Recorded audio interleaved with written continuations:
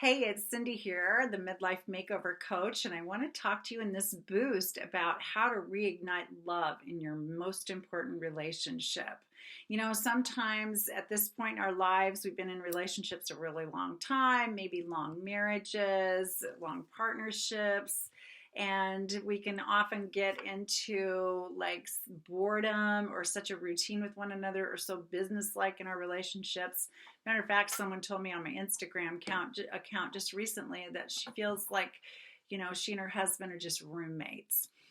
And I know that's a really common theme for a lot of couples. And so, whatever the reasons that you find yourself in that situation of really feeling kind of in the doldrums in that primary partnership, here are some tips to reignite your love. Number one, it's really important to remember what brought you together in the first place, whether it was 6 months ago or 40 years ago now.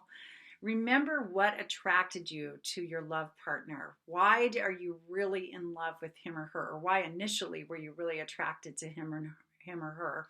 What qualities and strengths do they have that were very attractive to you? What really ignited that spark between you at the time?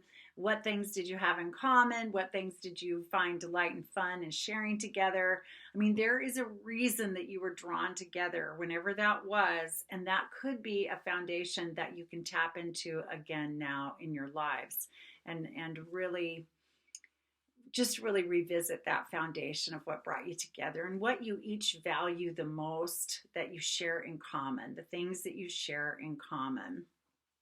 It's not just a list of bills in your household, right? You probably share some very similar values with family or with how you approach your careers or your financial lives or your philosophies around health or travel or family, whatever.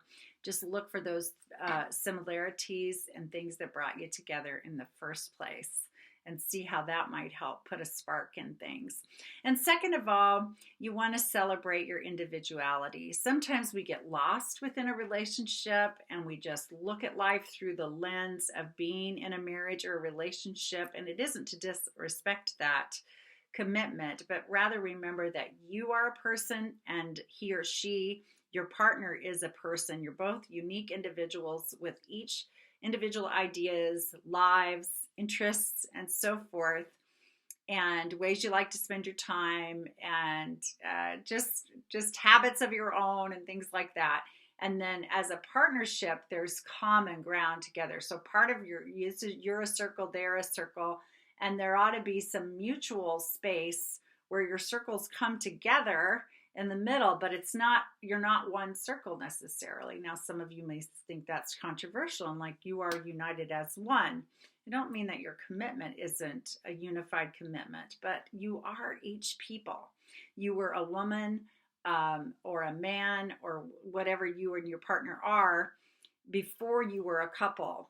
And so when you honor that individuality and you celebrate who you are and things you love and enjoy doing and so forth, anything that's not against the commitment you have with each other, and you let each other be those individuals, it's exciting.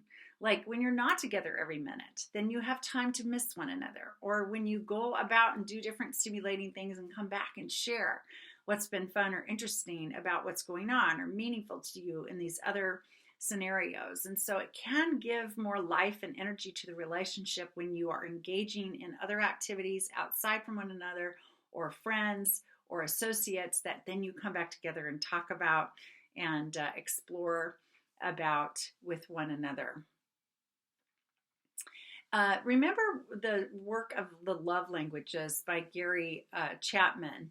He taught that, or teaches that we all have a different love language, a primary love languages. In other words, a way that we like to receive love, or we really notice or feel like we are receiving love, and ways that we like to express love and give love.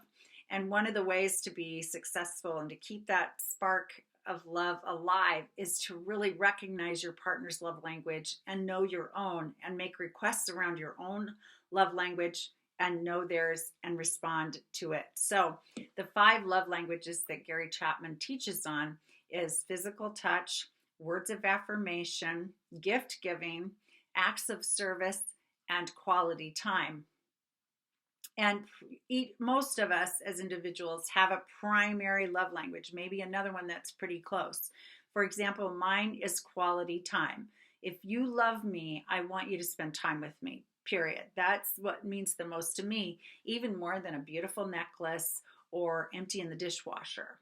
And so that's something to keep in mind, right? So if you want to make Cindy happy in a relationship, spend time with her, right? So find out what your partner's love language is. And you can take a quiz on Gary Chapman's site, I think for free. There's an inexpensive book you could also get where that short profile is in there to find your primary love language. And you may just know each other's by knowing each other well. So what we tend to do is we tend to offer love in the way in which we most like to receive it. So let's say you're a gift person, you like to receive gifts. So often to say I love you to someone, you get them a gift. But your love partner's love language might be acts of service. So if you go out and you rake the yard, rake the leaves for them when usually it's their job in your agreements, then they're really going to feel the love. Like, wow, you did that for me. I feel so loved and cared for.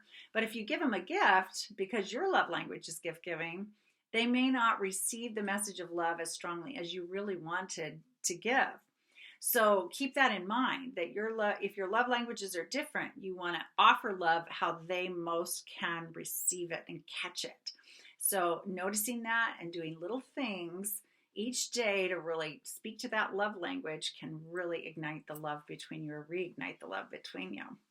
Another thing is to consider going out, having sort of a second honeymoon kind of life.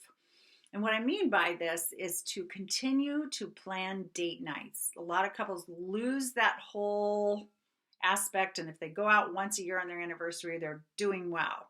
But remember, it's important to keep the fun in your relationship and do more things than talk about the kids or the grandkids or pay the bills together or do the home updating project and things. So plan a date night, maybe once a week. Maybe you take turns choosing or planning things, or even secretly planning something and then surprising your spouse or partner with an idea.